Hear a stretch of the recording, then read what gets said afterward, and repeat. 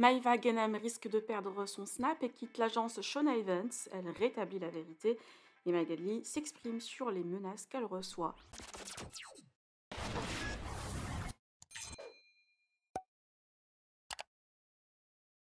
La situation actuelle est préoccupante, surtout depuis la prise de parole de plusieurs influenceurs concernant le conflit israélo-palestinien.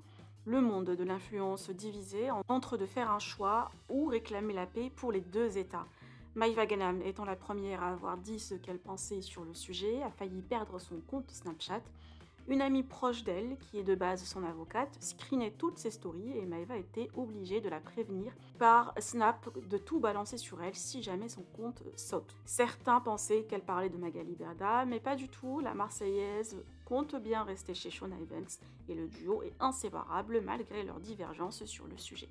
Magali reçoit carrément du boycott après sa prise de position. Je vous laisse avec toutes les explications des deux. Que pensez-vous? Partagez avec moi vos avis en commentaire et n'oubliez pas de liker la vidéo et de vous abonner à la chaîne. Avec tout ce qui m'est arrivé depuis 17 mois, pardon. Franchement, vous pouvez continuer à essayer de me mettre par terre. Déjà, je le suis déjà. Et j'ai pas honte de le dire. Je suis très fatiguée. Et à juste titre, je pense que ça se comprend. Je pense que personne aurait pu supporter tout ce que j'ai supporté pendant 17 mois et être OP et super cool, en good vibes. Donc voilà. Et du coup, c'est pas grave. Moi, j'ai pas peur de travailler pour me reconstruire. J'ai vraiment pas peur de travailler. Et je vais travailler. Voilà. Donc ça va peut-être en écorcher certains, mais ma meilleure réponse à tout ça, ce sera dans 1 an, peut-être 2, le temps que ça prendra, mais je vais bosser dur. Voilà. La plus grande réussite pour moi, c'est quand tu es à terre et que tu arrives à te relever encore plus haut, tu vois. Ça, c'est vraiment la plus grande des réussites. Donc voilà. Je vais bosser. Je vais me relever et je vais me battre. Et qu'est-ce que vous voulez que je vous dise?